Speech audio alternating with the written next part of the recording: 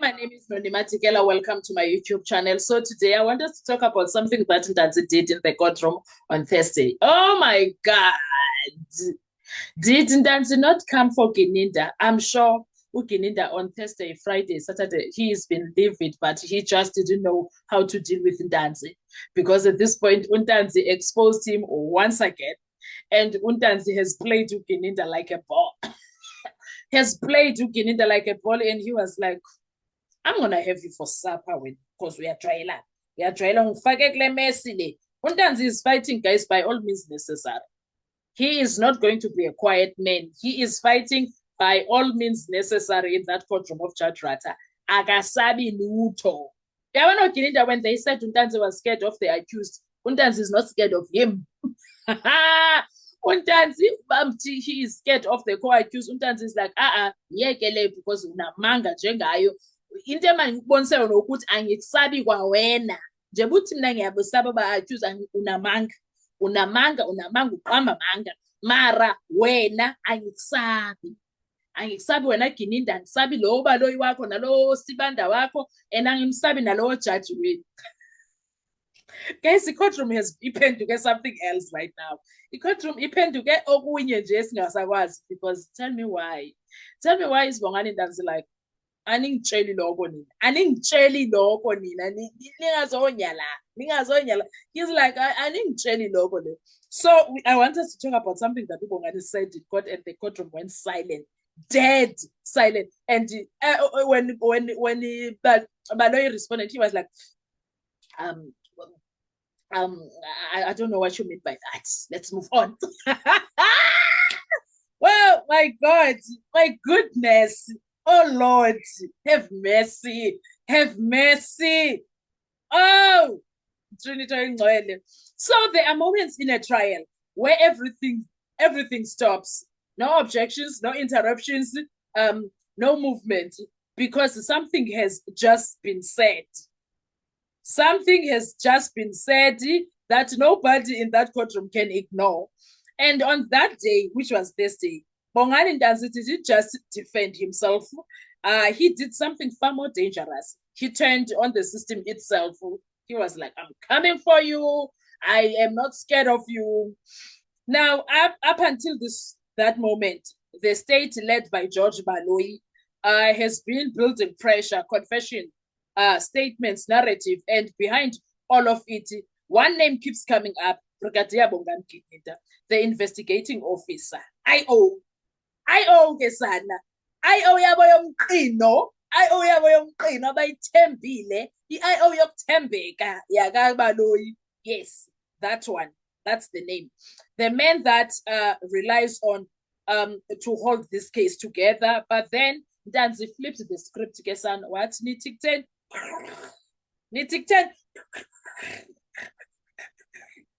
He was calm, controlled, no shouting. And I could imagine, because I can't see him, he was looking at Baloyi like, awungitsheli lokho. And he looked forward to Baloyi and dropped a bomb because what?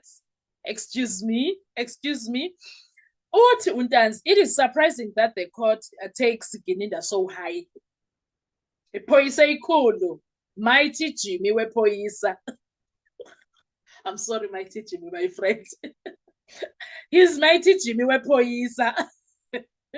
He's like, I'm big. And then he goes further, Ntanzi. He's like, it is surprising that the court takes Gininda so highly. And then he goes further, not just criticism, a pattern that, if true, changes everything, of which it is true. He suggests every case Gininda handles ends with a confession. And those confessions are always, mark that, always, please clock it in, always challenged.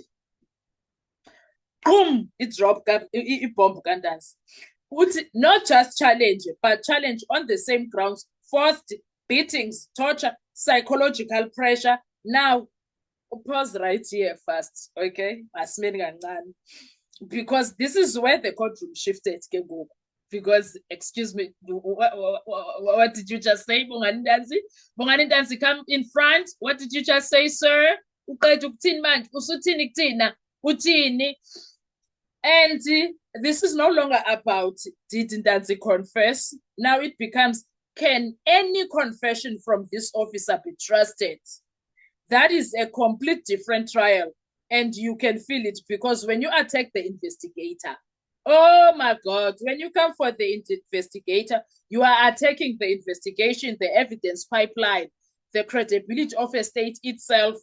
Even the presiding judge, Ratamu Khwahleng, does not immediately engage. Why? Because this is no longer a simple answer for anyone. Weirdly, Judge Ratamu Khwahleng, under normal circumstances in that courtroom, Judge Ratamu Khwahleng is always first to defend Gininda. He went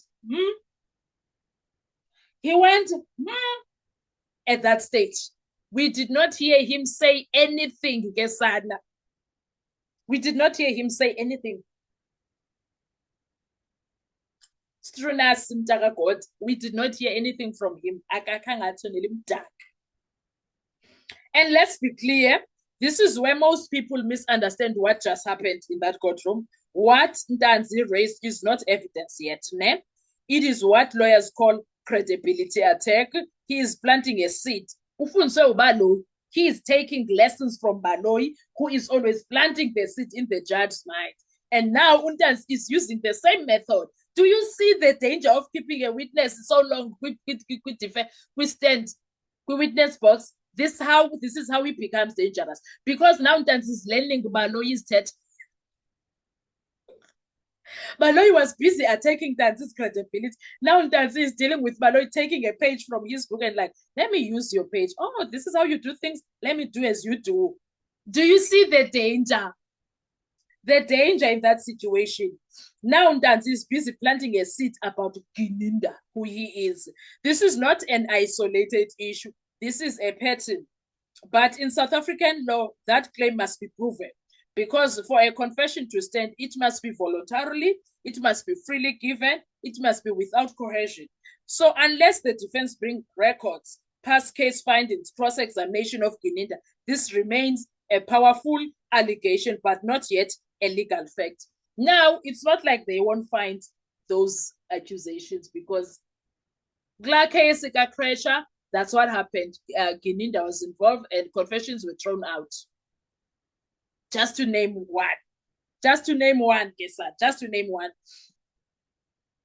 Oh, he goes deeper, guys, and then Ntanzi goes even deeper. He asks, where is the diary of the IO? Where is the OB book? Where is the AVL data? And that is not random because these are the things they don't bring when they know they work against them as the state. They don't bring those things. And these OB entries prove policy movement, pocket books, record interactions, AVL tracking confirms timelines. If those are missing, it doesn't automatically collapse the case, but it creates something dangerous, gaps, the ones that they don't want to close. And in court, gaps are where doubt lives, because now, why are you not bringing them? Why are you lying and saying they are not there? Why, when it's convenient, they are not there? So what happened there was not noise from Ntanzi, it was strategy. Oh, Bongani Ntanzi, you will forever be famous.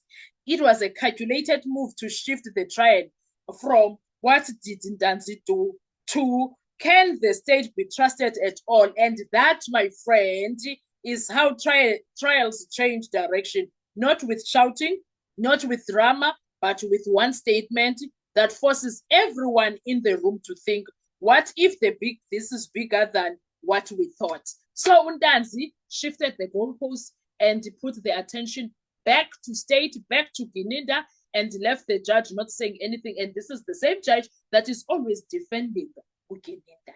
How do you like that, Kevu? Nandite Borobongani Ntanzi. So Ubongani was like knitting, we are gonna go angfundile, ang understanding nesingesi kahle ngikhuluma ubhedo wami lana nasicabangela ukuthi nizonyisa and asibonane khona. And Ntanzi is busy like, no, like, oh God, oh Bongani Ntanzi, I sugar my thoughts. Anyway, what are your thoughts? I'll see you on our next video. Thank you so much. Enjoy your day. Bye-bye.